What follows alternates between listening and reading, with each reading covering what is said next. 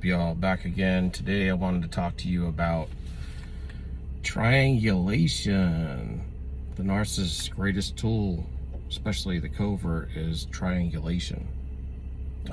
This will even be in the family unit, where you'll have the scapegoat, but then you'll have the golden child, the invisible child. And so what happens is, like the parent will, focus more attention on one of the children and neglect the other children, and then they will act out, and then the parent will come up with the resolution, but they gain energy out of this whole situation and control. And so they usually come up with the problem and the solution before they even get started. And so when they're in the love partner situation, what they normally do is, usually it starts even as early as the first date. They'll start planting seeds of, well, their ex, something about their ex. Usually they come in as the victim, and they come in as the victim if they can. That's the best way they want to come in, so that they can act as they're at a lower level than you. And this gets you to knock your walls down and to trust them much quicker, much easier. And it gets you to give a lot more, because you feel that like they have needs. They're in need of help or whatever, They can, if they can't come in as the victim, they got to come in as the hero. Sometimes they'll do a little bit of both, but typically they come in as the victim. And so when they come in, they'll talk about how, their ex was not good for them. They did all this stuff or whatever. But there's always they'll say something about but, they were good, or they were good, but they were an alcoholic, or they were this, or they were that. And then, you'll be giving, and they'll get you to it's an influence to get you to show that you're better than them. And then it causes a competition, and it's meant to form jealousy in your heart, and then to get you to, the narcissist is always getting you to act outside yourself. And so at some point in time, when especially during the devalue phase or whatever, they're going to be saying things like, well, whatever they promised for their future fake with you, as far as, say how you're going to live or what you were going to do, that was great. It's kind of like, well, you're kind of interviewing for the position, is what they end up making it feel like. Because it's like, you're doing this, but you're lacking in this area, but their ex was so much better in this area than you. And so it gets to where you feel like you're in a competition to show them that you're the best. It gets you out of yourself. And it's kind of like, that's when the breadcrumbing takes place. And then, typically when, you get discarded, they already have some sort of triangulation set up that they've started planting seeds of before they even monkey branched to the new supply, the one they've been, kind of massaging in the background to get ready to discard you and jump to. And so when they do discard you and jump to that new supply, which is usually an old supply, one from their harem, and typically it could be a narcissist. And if it's a narcissist, it's all short-lived, we know, but because two narcissists can't really be together for long, but they usually stay connected. The other narcissist will like it because they will feed off it as well, so they'll both get fuel from it, out of your pain and out of the triangulation of, you trying to work hard at trying to get them back or whatever, but still dealing with the issues of the pain and the sorrow. So that's where they get a lot of supply from. And both narcissists would get that supply, because it'd be like, look at me, I'm with your girl. That's kind of the idea. Or, you make, I always knew you were oh, he's bad, and or you're an idiot or whatever.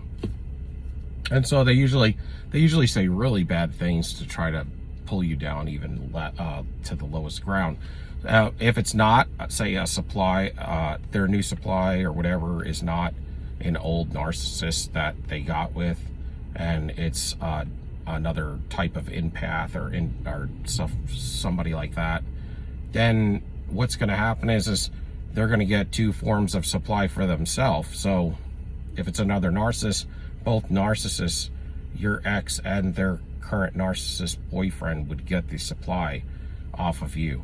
But if it's just the narcissist and two empaths, or a normie and you, then what would happen is that one narcissist, your last ex, would be getting all the supply, because what they would get is the positive supply from love bombing the new supply person, and then you're the last supply, or the old supply. So then they're getting all of the energy from the negative energy from you expressing your feelings toward them, and how they are not what they seem, and you may be missing them, or you may feel like you've been treated as being dealt with by a traitor, and all of that. So then they get two types of supply, so it's like a double dose of supply.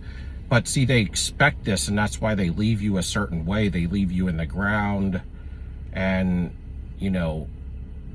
they want you to be out of yourself. Typically, you're someone who's very in control of what's going on in situations around you, but then at this point in time, this individual's gotten you to where you're so shook up that you're acting out of sorts all the time, and then they can make fun of you if they'll show people that they know, maybe some of your texts, or if you send them a video or anything, whatever you sent them, or whatever you did, or they could just talk about you and smear you up. And so they're getting tons of supply out of all this.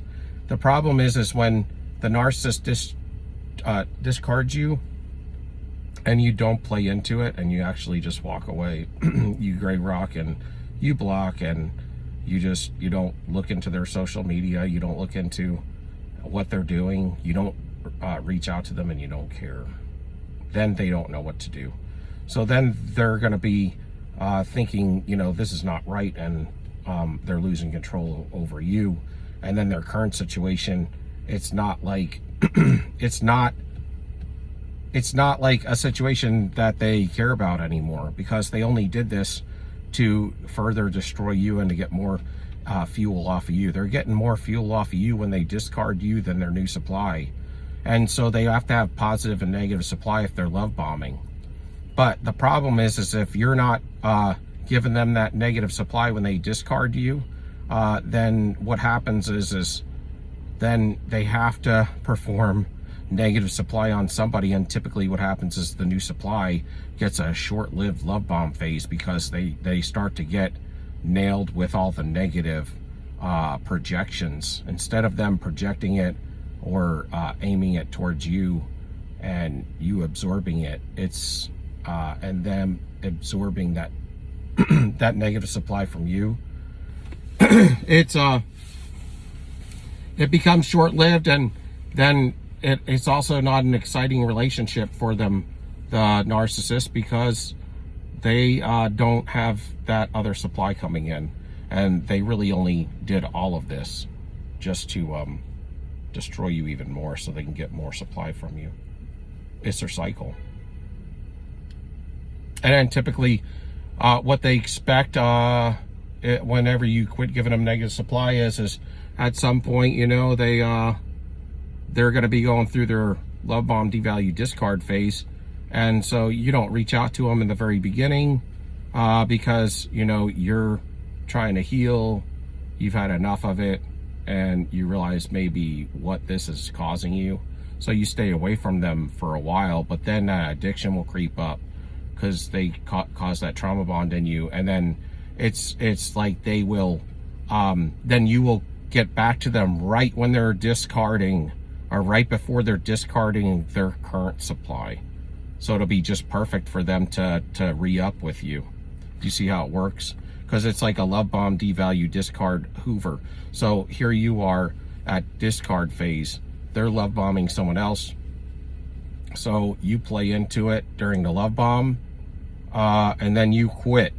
So they go into discard phase or devalue phase, and then as they're getting discarded, even if they're jumping to somebody else, so they say there's one other person, then they're going to be love bombing while this person is giving them negative supply, and you're just getting healed and you're reaching out to them now because you're addicted.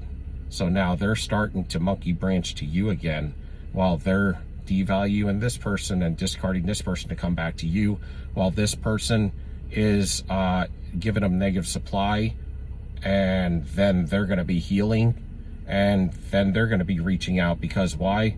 Because they're addicted. And then this person that was up here will be doing the same exact thing. So she could have you, this person, and this person. So that's typically how it would work. They would have 3 supplies if they can help it. That would be perfect for them. And then they would have a full rotation. That would be typically their harem.